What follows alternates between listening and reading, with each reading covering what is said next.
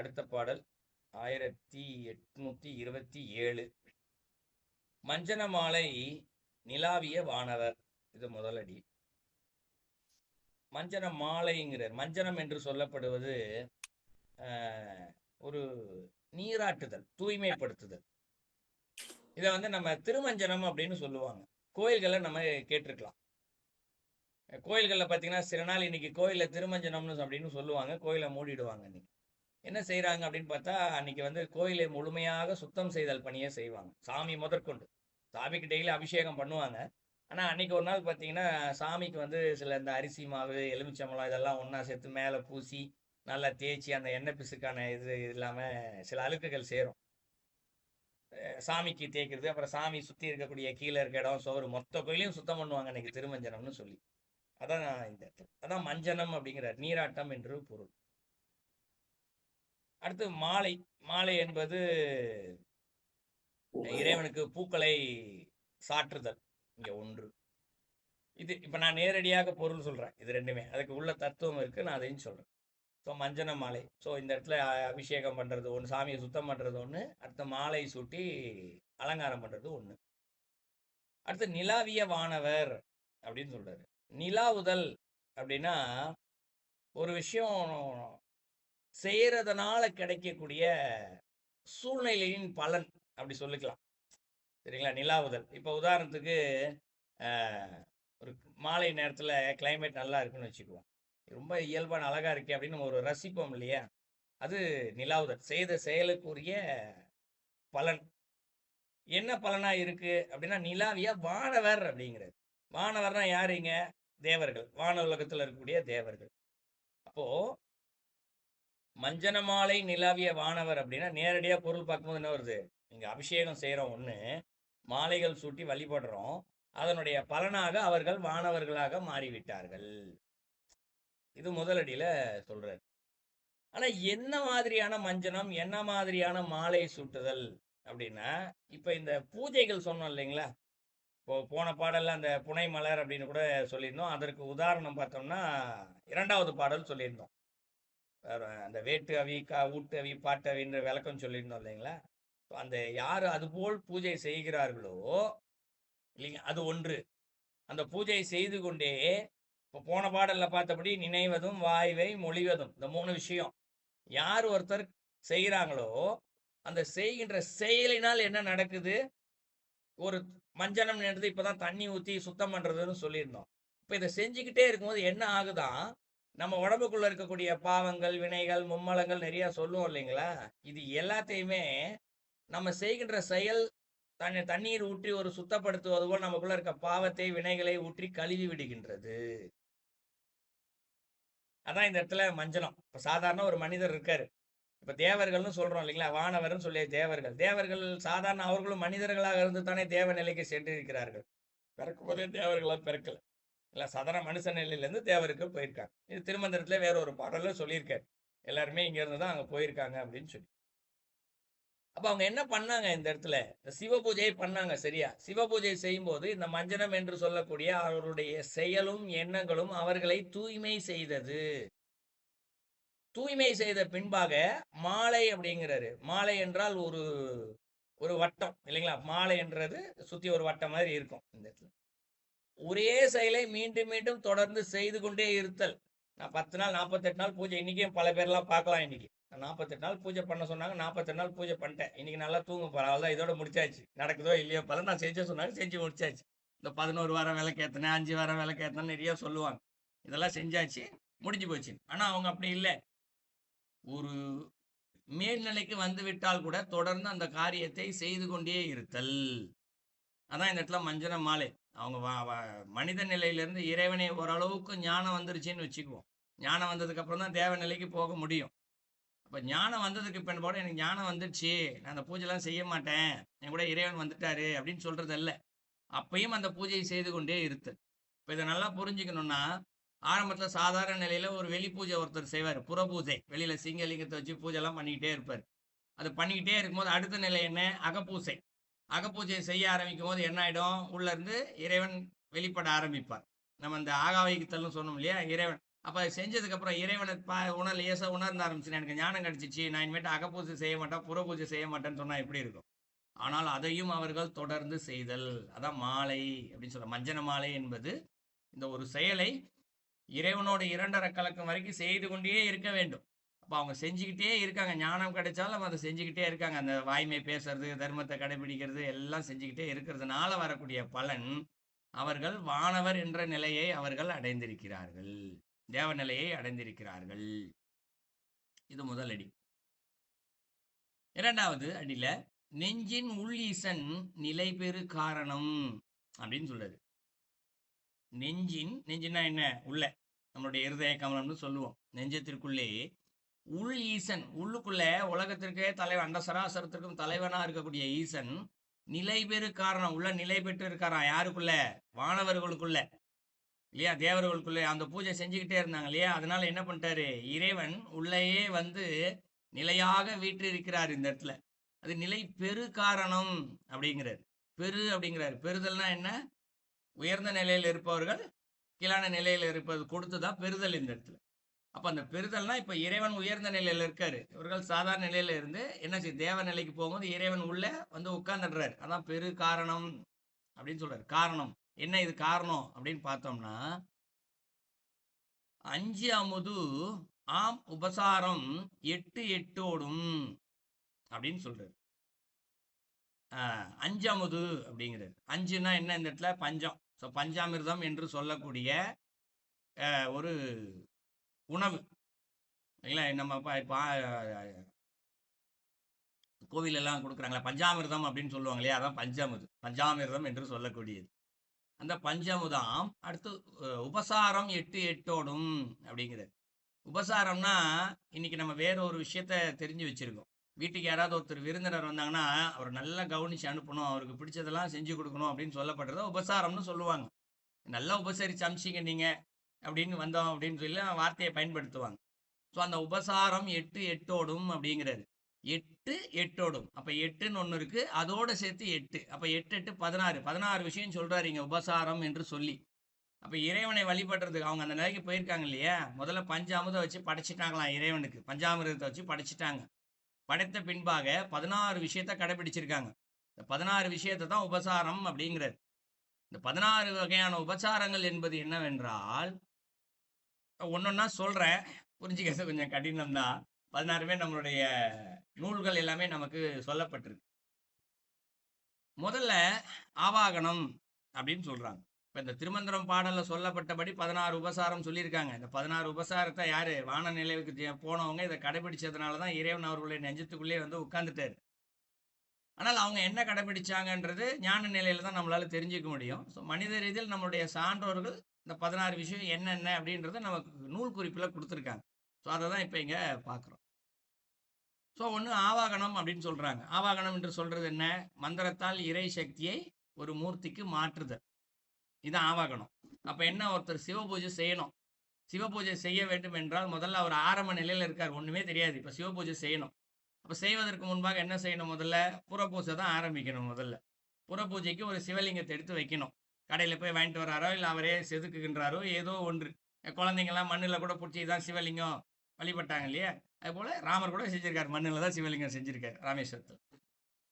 ஏதோ ஒரு சிவலிங்கத்தை செஞ்சு முதல்ல அதில் என்ன பண்ணுமா? ஆவாகனம் பண்ணணுமா. ஆவாகனம் பண்றது என்ன? இறைவனை சிவலிங்கத்துக்குள் பிரதிஷ்டை செய்தல். அந்த பிரதிஷ்டை செய்தல் என்பது சும்மா மந்திரத்தெல்லாம் சொல்லி இந்த மந்திரத்தை சொன்னா இறைவன் ஆவாகனம் பண்ணிடுவாருன்னு இன்னைக்கு ஒரு முறை இருக்கு. கோயில கும்பாபிஷேகத்துக்கு மந்திரத்தை சொல்லி ஆவாகனம் பண்றாங்க. ஆனால் அதை விட முக்கியம் இங்க இறைவன் வந்து விட்டார் என்று நம்புதல். கும்பாபிஷேகம் பண்ணோடனே சாமி வந்துட்டாருப்பா அப்படின்னு சொல்லிட்டு நமக்கு ஒரு நம்பிக்கை இருக்குல்ல.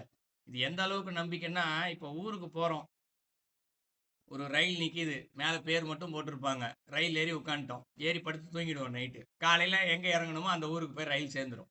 இன்னைக்காவது யாராவது இந்த ரயில் இந்த தண்டவாளம் அந்த ஊர் வரைக்கும் நேரா போதா யோசிச்சிருக்கோமா? இல்லை. உள்ள டிரைவர் ஒருத்தர் இருக்காரு, அவர் லைசன்ஸ் வச்சிருக்காரா, சரியா ஓட்டுவாரா, தூங்காம ஓட்டுவாரா, இப்பெல்லாம் யோசிச்சிருக்கோமா? இல்லை. ஏன்? ரயில் நேரத்துக்கு கிளம்புன்னு போட்டிருக்கு, டிக்கெட்டை வாங்கியாச்சு, ஏறி உட்காந்து தூங்கியாச்சு, நம்ம பாதுகாப்பா போவோம்னு சொல்லிட்டு. ஏன்? நம்பிக்கை. இந்த அளவிற்கு நம்பிக்கை. இந்த சிவலிங்கத்துக்குள்ள சிவன் வந்துட்டாரு, இப்ப நான் இவருக்கு பூஜை பண்ணனா என் பூஜையெல்லாம் அவர் ஏத்துக்குவாரு, அவர் ஏத்துக்கிட்டாருன்னா அதற்கான அருளை கொடுப்பார் என்ற அந்த ஒரு நம்பிக்கை, பரிபூர்ண நம்பிக்கை இருக்கு இல்லையா, இதுதான் ஆவாகனம். அதை செய்யணுமா. இதான் முதல் உபச்சாரத்தில் முதலில் அது ஒன்று. 2 தாபனம். தாபனம் என்று சொல்லப்படுவது அந்த மூர்த்திக்கு பிரதிஷ்டை செய்தல்னு சொல்லுவாங்க. கோயில் கும்பாபிஷேகத்துல மூர்த்திக்கு பிரதிஷ்டை செய்தல். அப்போ இப்ப ஆவாகனம் செஞ்சாச்சு, ஒரு சிவலிங்கத்தை வாங்கி வச்சு ஸ்தாபிச்சாச்சு. எங்க வைக்கிறது? வீட்டுல. ஏன்னா எல்லாரும் கோயில் கட்ட முடியாது இல்லைங்களா, எல்லாரும் வீட்டுல தான். அப்ப இந்த வீட்டுல அந்த சிவலிங்கத்தை போய் சரியான இடத்துல வைக்கணும். எங்க வைக்கிறதுன்னா, நம்ம ஒரு பூஜை ரூம்னு வச்சிருப்போம். பூஜை ரூம் இல்லாதவங்க ஒரு ஸ்டாண்ட் மாதிரி வச்சிருப்பாங்க. இப்ப ஸ்தாபித்தெல்லாம் சும்மா கொண்டு போய் அங்க வைக்கிறது இல்ல. ஒரு குழந்தைய பாத்துக்கிறதா எவ்வளவு பத்திரமா பாத்துக்கிறாங்க. குழந்தைய படுக்க போனோம்னா என்ன பண்றாங்க, அந்த இடத்த பெருக்குறாங்க. பெட்ஷீட் இருந்தா அதை உதறாங்க, இல்ல புது பெட்ஷீட் சேலை ஏதோ ஒண்ணு போட்டு அது மேல குழந்தைய படுக்க வைப்பாங்க. என் குழந்தைக்கு எந்த பாதிப்பும் வரக்கூடாதுன்னு சொல்லி. வீட்டுல ஒரு தங்கமோ வெள்ளியோ பணமோ இருந்தா என்ன பண்ணுவாங்க, அதை பத்திரமா கொண்டு போய் பீரோல வச்சு பூட்டி வைப்பாங்க. அப்போ ஒரு பணத்திற்கும் ஒரு குழந்தைய வச்சு பாதுகாக்கிறதுக்கு இவ்வளவு வேலை செய்யறோமே, இப்ப சாமியவே கொண்டு போய் வைக்கிறதா இருந்தா அப்ப எப்படி நம்ம இன்னும் வைக்கணும்? அப்ப அந்த இடத்த எவ்வளவு சுத்தமா வைக்கணும் நம்ம. அதுதான் சாபித்தல். சாபித்தல்லாம் சும்மா கொண்டு போய் வைக்கிறது இல்ல. அந்த சிவலிங்கம் வைக்கிற இடத்தையும் அதை சுற்றி இருக்கக்கூடிய அத்தனை இடத்தையும் தூய்மையாக வைத்திருத்தல். நான் சிவலிங்கம்னு பேருக்காக சொல்றேன். இது எந்த தெய்வமாக இருந்தாலும் பொருந்தும். விநாயகரா இருந்தாலும், முருகரா இருந்தாலும், அம்பாலா இருந்தாலும், பெருமாளா இருந்தாலும், யாரா இருந்தாலும் சரி, அவங்க இஷ்ட தெய்வம் யாராக இருந்தாலும் பொருந்தும். அடுத்து என்ன சொல்றாரு, சன்னிதானம் அப்படின்னு சொல்றாரு. சன்னிதானம்னா என்ன? அந்த மூர்த்தி இருக்கக்கூடிய இடம் இருக்கு இல்லையா, அதான் சன்னிதானம். இப்போ அபிஷேகம் சாமியை உள்ள வச்சாச்சு, அவரை கொண்டு போய் பத்திரமா வச்சாச்சு. வச்சதுக்கு அப்புறம் நம்ம என்ன பண்ணுவோம், அந்த பக்கம் போவோம் வருவோம் இல்லையா. வீட்டுக்கு ஒரு வாரி 10 வாட்டி போயிட்டு வருவோம் இல்லையா. வீட்டுக்குள்ள தானே சாமி இருக்காரு. இப்போ போகும்போது வரும்போது, இப்போ ஒரு உதாரணத்துக்கு சொல்றேன், ஒரு வீட்டில் ஒரு 2 அறை இருக்குன்னு வச்சுக்குவோம். ஒரு அறையில குழந்தைய படுக்க போட்டிருக்கோம், ஏதோ ஒரு செஞ்சிருக்கோம், அம்மா சமைச்சிக்கிட்டு இருக்கோம். போகும்போது வரும்போது என்ன பண்ணுவா, குழந்தைய எட்டி பார்த்துக்குவா. குழந்தை ஒழுங்கா படுத்திருக்கா, அழுவுதா, பக்கத்துல என்ன இருக்கு ஏது இருக்கு, எட்டி பார்த்துக்கிட்டே தான் வீட்டை சுத்தி வேலை பார்த்துக்கிட்டே இருப்பா இல்லைங்களா. அந்த மாதிரி சாமியை ஒரு இடத்துல பிரதிஷ்டை பண்ணிட்டா, போகும்போது வரும்போது என்ன பண்ணணும், அவர் அப்படியே பார்த்துக்கிட்டு லைஃப் ஒரு எண்ணம் உணர்வு, ஆஹா சிவன் இங்க இருக்காரு, சிவன் இங்க இருக்காரு, அந்த எண்ணத்தோடு கடந்து செல்லுதல், கடந்து வருதல். ஏன்னா நேரடியா நம்ம சன்னிதானம் அப்படின்னா கோயிலுடைய மூலஸ்தானத்தை தான் சன்னிதானம்னு சொல்லுவோம் இல்லைங்களா. ஏன் அதோ இருக்கு மூலஸ்தானம் எங்க இருக்கு, சன்னிதானம் எங்க இருக்கு, அதோ இருக்கு. அங்க போய் பார்த்து என்ன பண்ணுவோம், அங்க போய் கோயிலுக்குள்ள சுத்தும் போதெல்லாம் கண்ணு அங்க திரும்பும், இங்க திரும்பும், உடம்பு திரும்பும், எல்லாம் சின்னம். மூலஸ்தானத்துல போய் நின்று போட்டு மட்டும் உடம்பு ஆடாம சேம கையெடுத்து கும்பிட்டு அப்படியே நின்று சாமியை பார்த்துக்கிட்டே இருக்கும்ல. அதுபோல வீட்டிற்குள் சுத்தி கொண்டு இருந்தாலும் சரி, அதை பார்க்கும் பொழுது நாம் பார்த்து கொண்டே இருத்தல், அது சன்னிதானம். அடுத்து என்ன செய்யுது, சந்நிரோதனம் அப்படின்னு சொல்றாங்க. சந்நிரோதனம் அப்படின்னு சொல்லப்படுறது இறைவனது ஆற்றல்னு ஒன்று இருக்கு இல்லையா, அதை ஒரு இடத்துல நிறுத்தி வைக்கிறது அப்படின்னு சாஸ்திரத்தை சொல்லுவாங்க. புரிஞ்சுக்கிறது கஷ்டம்தான், முயற்சி செய்யும். இப்போ வீட்டில் கரண்ட் இருக்கு, மின்சாரம் இருக்குன்னா அதை சேமிச்சு வைக்கிறதுக்கு நம்ம பேட்டரி அப்படின்னு சொல்லி ஒரு பொருள் ஒன்று வைக்கிறோம் இல்லைங்களா. ஸோ அதில் பேட்டரி சேமிச்சு வைக்கிறது. அந்த மாதிரி இறைவனுடைய சக்தியினுடைய வெளிப்பாடை அந்த மூர்த்தியிலே நிப்பாட்டி வைக்கிறது. இது எப்படின்னா, இன்னைக்கு பேச்சு வழக்கா சொல்லுவோம், இந்த சாமிக்கு நல்ல வைப்ரேஷன் இருக்கு, நல்ல ஆற்றல் வெளிப்படுது அப்படின்ற வார்த்தையை நம்ம பயன்படுத்துவோம், கேட்டிருப்போம். ஏன்னா சாமியை எந்த இடத்துலையும் அடைச்சி வைக்க முடியாது, கட்டுப்படுத்தி வைக்க முடியாது, அது வேறு.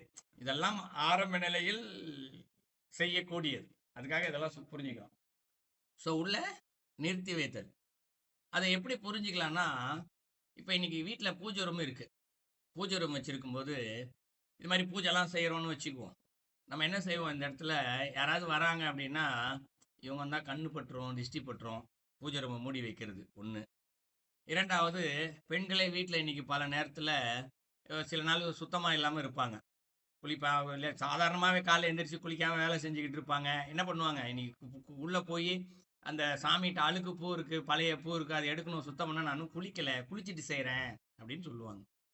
இதே குழந்தைக்கு சொல்லுவாங்களா, குழந்தை பசிக்குது அழுவுதுன்னா, நான் குளிக்கலை, நான் குளிச்சுட்டு வந்து உனக்கு பால் கொடுக்குறேன், உனக்கு குளிச்சுட்டு வந்து சாப்பாடு கொடுக்குறேன்னு சொல்லுவாங்களா?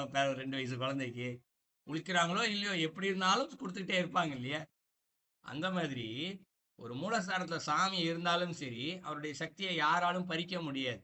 வெளியில யாரோ வந்து பார்க்கறதுனால சக்தி போயிடாது, யாரோ வந்து தொட்டா சக்தி போயிடாது. ஏன்னா அந்த அறியாமையெல்லாம் மக்கள்கிட்ட இருக்கு. அதை தொடாத அப்படின்வாங்க. சுத்தமா பூஜை பண்ணி வச்சிருக்க, நீ எல்லாம் தொடக்கூடாது, நான் தான் டெய்லி பூஜை பண்றவன், நான் தான் தொடணும் அப்படின்னுவாங்க. ஏன் அப்படின்னா அவர்களுக்குள் ஒரு சிறு அறியாமை இருக்கிறது. இதை சொன்னா அதுல இருந்து சக்தி போயிடும், இதை செஞ்சா அது சக்தி போயிடும் அப்படின்னா சாமின்னா அந்த அளவுக்கு தாழ்நிலைக்கு போயிட்டாரா? அவருடைய சக்தியை யாராலாவது தொடர்றதுனால போக வச்சிட முடியுமா? அதற்கு காரண காரியங்கள் வேறு சொல்லப்படுகின்றது. இதே பக்தி மார்க்கத்துல வேறு சில காரணங்கள் இருக்கின்றது, அது வேறு ஒரு கோணம். பட் நம்ம இன்னைக்கு பாக்குறது அந்த மன உறுதியை அதிகரித்தலுக்கு உண்டான ஒரு அந்த விளக்கத்தை மட்டும் தான் நம்ம இப்ப பாக்குறோம். அப்ப இந்த சக்தி வழிபாடையை நிறுத்துதல்னா யார் என்ன பண்ணாலும் சரி, என்னுடைய சாமியோடைய இங்க இருக்க ஆற்றலையும் ஒன்றும் எடுத்துட்டு போக முடியாது, என் சாமி என்னோடு என்ற ஒரு எண்ணம் உறுதி வந்துருச்சுன்னா அப்ப சாமி அதுதான் அந்த இடத்துல சக்தியினுடைய வெளிப்பாட்டை நிறுத்தி வைத்தது. இப்போ நான் வீட்டில் குழந்தை இருக்குன்னா ஒரு 5 வயசு அவன் எங்கேயும் போக மாட்டான்ப்பா, வீட்டில் தான்ப்பா இருப்பான்ப்பா ஒன்று. ரெண்டாவது அவன் எங்கே போய் ஊரை சுத்த போனாலும் சரி நைட்டு வீட்டுக்கு தான்ப்பா வந்துருவாப்பான்னு ஒரு நம்பிக்கை இருக்குல்ல. அந்த மாதிரி சாமி எங்கேயும் போக மாட்டார். நான் பூஜை பண்ணிக்கிட்டு இருக்கேன், தர்மத்தை கடைபிடிக்கிறேன், அறத்தை கடைபிடிக்கிறேன், அவன் எங்கேயும் மாட்டார். நம்பிக்கை உணர்வு இருக்கு இல்லையா, அந்த உணர்வு தான் இந்த இடத்துல சந்நிரோதானம். சாமியை அந்த இதை நிப்பாட்டி வைக்கிறது. அப்பதான் அவர் எங்கேயும் போக மாட்டார். அவர் அந்த மன உறுதியில் தான் அவர் நிற்கிறாரு இறைவன் தவிர்த்து. ஒரு சிற்பத்துக்குள்ள கொண்டு போய் இறைவனை போய் அடக்கி வைக்க முடியாது, இந்த இடத்துல பூட்டி வைக்க முடியாது. பூட்டிட்டேன் சாமி நீ எங்கேயும் வெளில போனேன்னு சொல்ல முடியாது. மன உறுதியில் தான் அவரை அங்க நிப்பாட்டி வைத்தல். அடுத்து அவகுண்டம் அப்படின்னு சொல்றாங்க. அவகுண்டம் என்று சொல்லப்படுவது இந்த சாமியை வச்சுட்டோம் இல்லையா, அவரை சுற்றி ஒரு கவசத்தை வைக்கிறது தான் கவசம் என்று சொல்லப்படுவது. இப்ப உலக ரீதியா பார்த்தோம்னா அந்த எந்திர தகடுகள்லாம் வைப்பாங்க, இந்த எந்திரம் தகடுகள் இது போல சில இதெல்லாம் வைப்பாங்க இல்லையா. ஸோ அதைத்தான் இந்த இடத்துல கவசம் வைக்கிறது ஒன்று. இரண்டாவது, அந்த கவசம் வச்சுட்டு சும்மா இருக்க மாட்டாங்க, அதுக்கு அந்த எந்திரத்தெல்லாம் வச்சு மந்திரம் சொல்லி தான் வைப்பாங்க அந்த இடத்துல. இன்னைக்கும் பார்க்கலாம் கோயிலில் மூலஸ்தானத்துக்குலாம் பார்த்தீங்கன்னா பல இடங்களில் சக்கரங்கள்லாம் வச்சு தான், அந்த எந்திரங்கள்லாம் வச்சு தான் மேலே சாமியை பிரதிஷ்டை பண்ணுவாங்க அங்கங்கே கோயிலில் பல இடங்கள். அப்போ என்ன பண்ணணும், சாமியை வச்சாச்சு என்பது ஒன்று, பூஜை பண்ணிட்டு இருக்கோன்றது ஒன்று. தினசரி அந்த 6 கால பூஜைன்னு சொல்லுவாங்க இல்லையா, அந்த 6 கால பூஜைகளை செய்து செய்து கொண்டே இருத்தல். நம்ம உலக ரீதியா எந்திரத்தை வச்சு மந்திரம் சொல்லி வைக்கிறது என்பது ஒன்று. 6 கால பூஜை செய்யலாம் கூட சரி, 3 கால பூஜையாவது செய்யணும் என்பது சாஸ்திர விதி. வீடுகள்ல கோயிலுக்கு 6 கால பூஜை, வீடுகளுக்கு 3 காலமாவது பூஜை செய்யணும் விதி. என்ன 3 காலம்? ஒன்று காலையில, இன்னொன்று உச்சி பொழுதுல, இன்னொன்று சூரியன் மறையும் நேரத்துல. பெருசாலாம் ஒன்றும் பண்ண வேண்டாம், சாமிக்கு அபிஷேகம் பண்ணி ஊதத்தி பண்ணி நேவேத்தி பண்ணி ஒன்றும் பண்ண வேண்டாம். சும்மா போய் அங்கே உட்காந்து ஒரு 4 வாட்டி ஓம் நமச்சிவாய மந்திரத்தை மனசார செய்தாலும் அதுவும் அங்கு பூஜை தான். அதை 3 காலமாவது செய்ய வேண்டும். அதான் இந்த இடத்துல அவகுண்டம் அப்படின்னு சொல்லப்படுறது. அடுத்து தேனுமுத்திரை அப்படிங்கிறது. தேனுமுத்திரை அப்படின்னு சொல்லப்படுறது ஒரு வித, இப்ப கைகள்ல முத்திரை செய்து காட்டுது. நீங்க கோயில்ல கும்பாபிஷேகம் பண்ணும் முதல்ல யாகம் செய்யும் போது ஐயரை பார்க்கலாம், யாகம் செஞ்சுக்கிட்டே இருப்பாரு, திடீர்னு கையில ஒரு விதமான முத்திரைகள் எல்லாம் செஞ்சு காட்டுவார். எதற்கு முத்திரைகள் அப்படின்னா மனதை ஒருநிலைப்படுத்துதல், அதுதான் முத்திரை. ஒண்ணு, மனசு இயற்கையாவே படணும். இப்போ ஒருநிலை படலை, இப்போ குழந்தை வந்து வீட்டில் ஆடிக்கிட்டே இருக்குன்னா என்ன பண்ணுவான், கம்முன்னு இருன்னு சொல்லுவான். கம்முன்னு இருந்துச்சுன்னா ஓகே. கம்முன்னு எல்லாம் என்ன பண்ணுவான், இப்போ யாரும் செய்யறது இல்லை, ஒரு காலத்தில் செய்வாங்க, கயிறு கட்டி விட்டுருவாங்க. ஒரு குழந்தைக்கு அண்ணா கயிறில் கயிறை கட்டி ஜன்னலை கட்டி போட்டுருவாங்க, அது அங்கேயே சுற்றிக்கிட்டே இருக்கும் இல்லைங்களா, கயிறு கட்டி போட்டுருது. அந்த மாதிரி மனசை வந்து அடக்கணும், அடக்க முடியல. இப்போ சில முத்திரைகள் இருக்கிறது, அந்த முத்திரைகளை செய்யும்போது இயல்பாகவே மனமானது அடங்கி விடுகின்றது. அதான் தேனு முத்திரை. இப்போ வீட்டுக்குள்ளே சாமியை வச்சாச்சு, 3 கால பூஜை எல்லாமே செய்கிறோம். இப்போ செய்ததுக்கு அப்புறம் மனதை அடக்கி இருக்க வேண்டும் என்பது ஒன்று. மனம் அடங்கவில்லை என்றால் அதற்கான முத்திரைகளை அவர் முன்பாக, அந்த எந்த சிவனை வைக்கிறோமோ அவர் முன்பாக உட்கார்ந்து அந்த முத்திரைகளை செய்தல், அது தேனு முத்திரை. அடுத்து பாத்தியம். பாத்தியம்னா இப்போ உலக ரீதியா பார்த்தா என்ன பண்ணுவாங்க, ஒரு மந்திரத்தை சொல்லி அந்த மந்திரத்தை கையில ஒரு தண்ணி வச்சுக்குவாங்க, பஞ்சபாத்திரம்னு சொல்லுவாங்க, தண்ணியை வச்சுக்குவாங்க. தண்ணியை வச்சு என்ன பண்ணுவாங்க, மந்திரத்தை சொல்லி அதை சாமி முன்னாடி அப்படியே ஊற்றுவாங்க. சாமிக்கு நீராட்டுதல், விளாவுதல் அப்படின்னு சொல்லுவாங்க இந்த இடத்துல.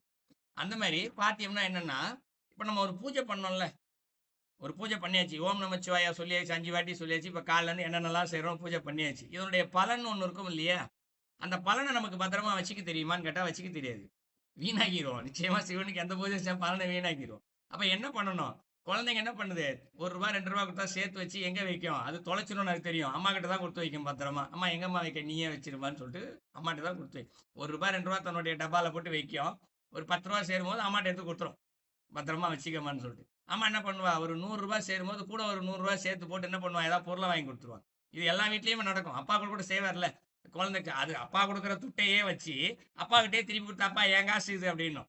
அப்பா அது ஒரு 500 1000 சேர்த்து கொடுத்தா அவர் இன்னொரு 100 500 போட்டு புது ட்ரெஸ் வாங்கி கொடுத்துருவாருங்க இல்லைங்களா? அந்த மாதிரி நம்ம என்ன பூஜை செய்யறோமோ அதனுடைய பலனை இறைவனிடமே கொடுத்து வைத்தல். சாமி இதை பத்திரமா வச்சுக்கோ இந்த பலன் எல்லாத்தையும் அப்படின்னு சொல்லிட்டு அவர் என்ன பண்ணாரு, அதெல்லாம் சேர்த்து வச்சு இன்னும் பெரிய அருளாக நமக்கு கொடுப்பாரு. ஸோ இதான் இந்த இடத்துல பாத்தியம். நம்ம பூஜைலாம் செஞ்சுட்டு எல்லாத்தையும் உனக்கே நான் சமர்ப்பிக்கிறேன் அப்படின்னு அவர்கிட்டே கொடுத்துறது, இறைவன்கிட்டே கொடுத்துறது, சமர்ப்பிக்கிறது. நான் உனக்கே கொடுத்துட்டேன் அப்படின்னு சொல்றது. அடுத்து ஆசாமணியம்.